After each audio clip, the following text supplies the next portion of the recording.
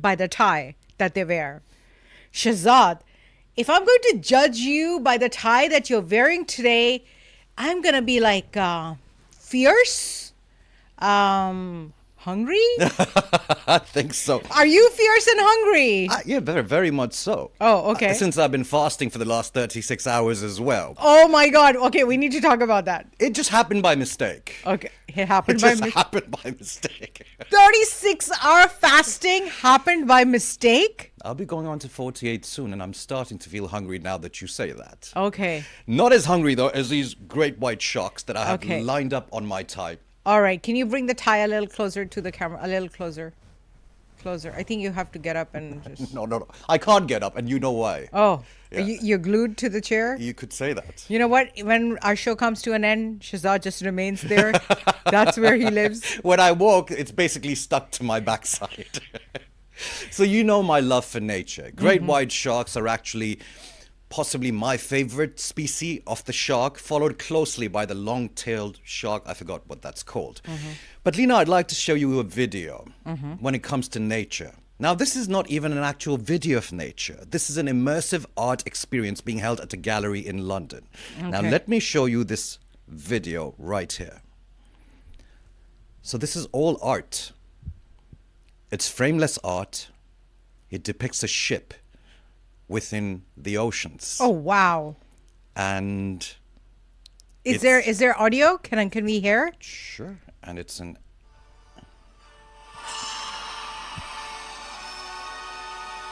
Oh, wow. wow.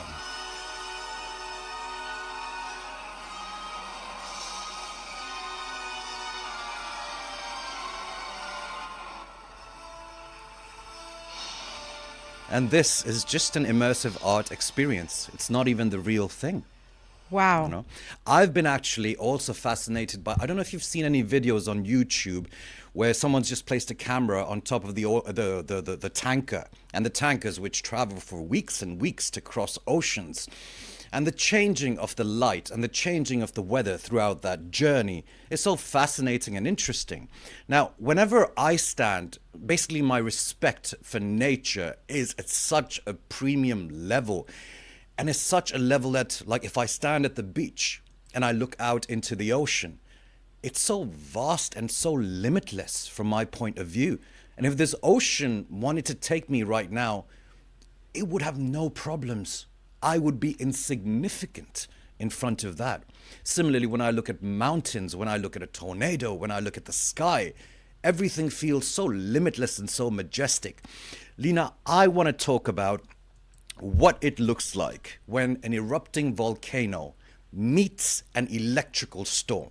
Oh, wow. This is just absolutely mind-boggling in terms of just how precious this is. Now, let me start with some pictures. Okay. This is some of the depictions of the pictures, that what it looks like. I'm sure they're slightly photoshopped just to give it kind of a more awesome look, if you want to call it.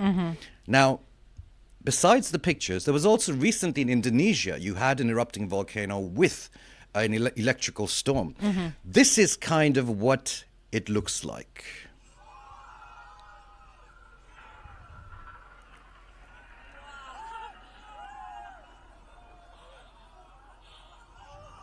Wow. Just so beautiful and just so majestic. And the thing is with, now how does this happen? This is quite a rare sight. Right. Thing is, you have erupting volcanoes all over the world. The thing is, sometimes when the power of that eruption is so high, it throws up the sediment and the rock particles that are basically holding that volcano at the top. Now, the thing is that this is static electricity. That's all there is. Now, imagine it's the winter.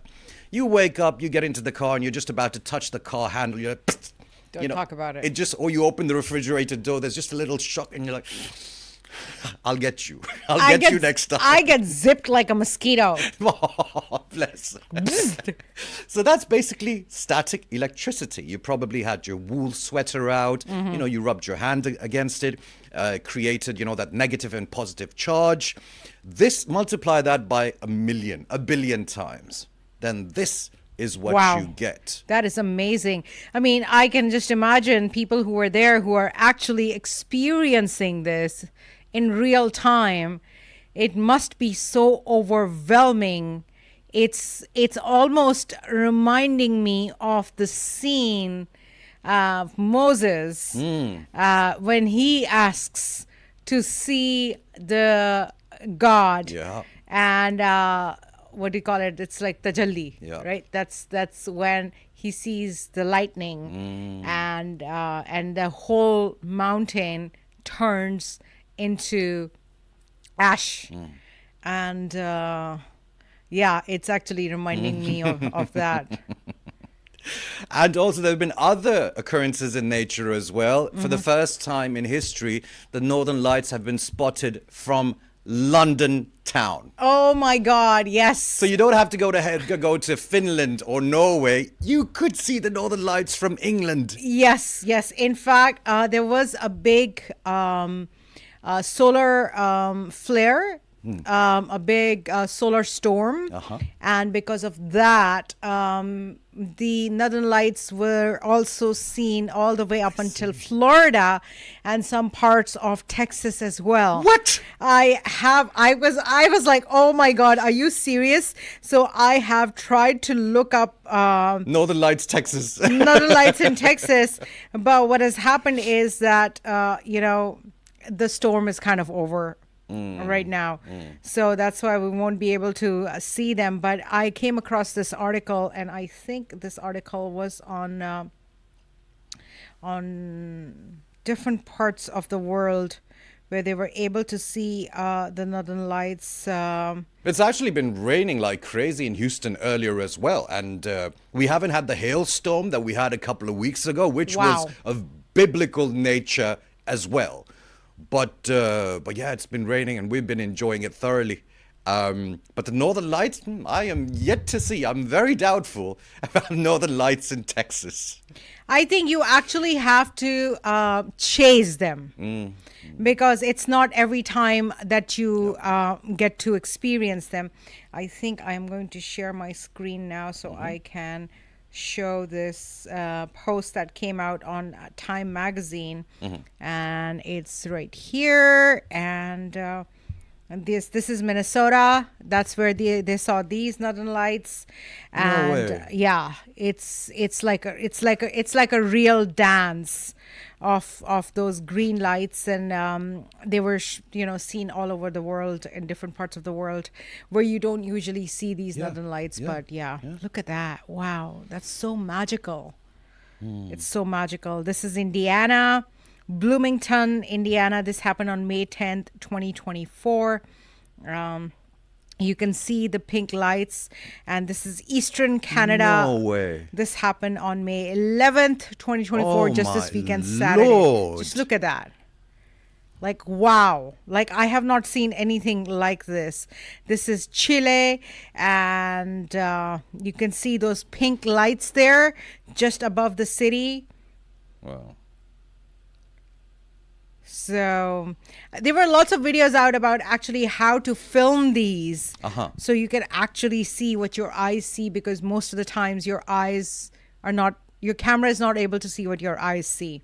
And this is UK. That's how they saw the Northern Lights there in the UK. So they've been seen all over the world. When do we get the Northern Lights in Lahore? When do we get the Northern Lights here in Houston? Yeah, fair enough. That's my question. But maybe soon.